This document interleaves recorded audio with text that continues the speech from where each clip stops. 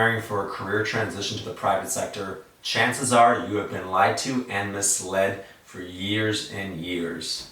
Today, I'm going to cover the 7 myths and the actual truths about the transition from a life of service to the private sector. Let's get started.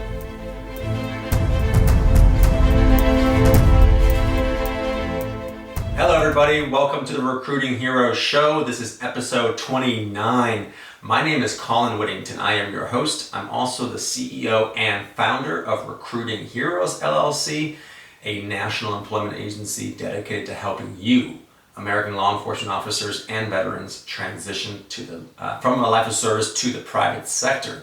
I'm also honored to be a 2-time best-selling author, including of my first book, which is Beyond the Thin Blue Line, Career Strategies for Law Enforcement Officers. And this book covers everything you need to know about transitioning from a life of service to the private sector. So do check that out.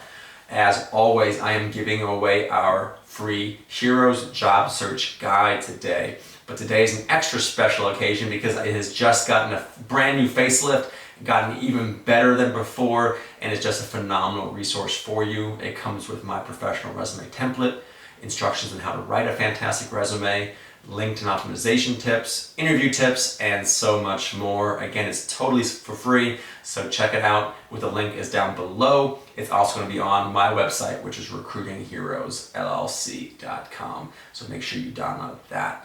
But let's get right into it, talking about the 7 myths that I have heard from hundreds of law enforcement officers who have heard these from their command staff members, other law enforcement officers, and just the general public, which is these 7 myths are what are really holding people back from going after what they want to do in their life after service. So the very first myth is that I am just a cop. My skills don't apply to the private sector. This is honestly one of the saddest things that I hear, and I hear it almost on every single conversation I have with a law enforcement officer, whether they be patrol officers or command staff level members. A lot of you law enforcement officers don't feel that the skills that you have gained during your career could possibly translate to the private sector. And the truth of the matter is that you couldn't be more wrong. There are few professions that would prepare anybody for life in the private sector more than law enforcement. You have had to learn teamwork, leadership, critical thinking, thinking on your feet, problem solving, and a host of technical skills as well. Every single day you are faced with situations that a normal citizen would absolutely be horrified by, and they would probably freeze up and not be able to do their job. But you have learned to work the problem and find solutions to these complex problems, and this is what makes you so valuable in the private sector. But it's all about how you articulate that skill set. It's articulating your skill set on your resume, on your cover letter, on your LinkedIn, and especially during interviews with employers. So many officers, have self-doubt, don't feel that they're actually worthy of the transition to the private sector. So they try to minimize what they've done. That's not the time you want to minimize or be humble about what you've accomplished. You want to show the person interviewing you for the job that you are the best fit for the private sector. Again, in my book, I talk about how to translate your skills to fit a resume or a cover letter or LinkedIn, and write it in a way that civilian employers can understand, right? So many cops talk in a way as if they're talking to another cop, right? You can talk about how I was an FTO in law enforcement. I know what that means because I was an FTO and I was in law enforcement. But if you are a civilian and you hear that term, you would not know what it means. Even if you spelled it out and said I was a field training officer, they still wouldn't know what it means. They wouldn't understand the coaching and mentoring that goes into it, the administrative tasks, the fact that you have to do performance evaluations on a daily basis, and really be a project manager of this project, which is a rookie officer. So much more goes into being an FTO than just saying I coach new employees. So you want to make sure you articulate that skill set as well as all your other skill sets, and know that you are not just a cop. You are a phenomenal professional who could absolutely do well in the private sector. So that is the myth number 1, that cops can't possibly bring anything to the private sector.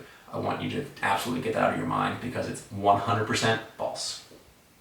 The second one, this is one that I struggled with. If I leave my career early, I am throwing away my entire career. And a lot of that has to do with pensions and promotions and things like that. So that was my problem. So I was 7 years into my career, I was a sergeant. And in my mind, I was thinking, well, I'm already 7 years in. If I get to 20, I'll have a pension, I'll have a pretty decent pension. Not great, but it's an okay one. That's not the right way to go through life, in my opinion. Okay, if you're a year 19, you probably shouldn't leave a 1 year ahead of time, because then you probably would be throwing away so much money and benefits that you'd get from your pension. But if you're like me, you're 5 to 10 years in, you still have another 10 to 15, 20 years to go. Life is far too short to stay in a profession that doesn't fulfill you. Let me add in really quick though, that I'm never trying to convince anybody to leave law enforcement. If you're still passionate about that career, I want you to stay in it, because we need the best law enforcement officers on the thin blue line to keep our communities safe. But if you, like me, have decided that law enforcement isn't really where you want to be anymore, don't let the thought of a pension hold you back. Because in most cases, the pensions nowadays are not nearly good enough to stay in a profession that is not fulfilling to you anymore. That's incredibly dangerous. And again, the pensions just aren't living up to what they used to do. So if you're 5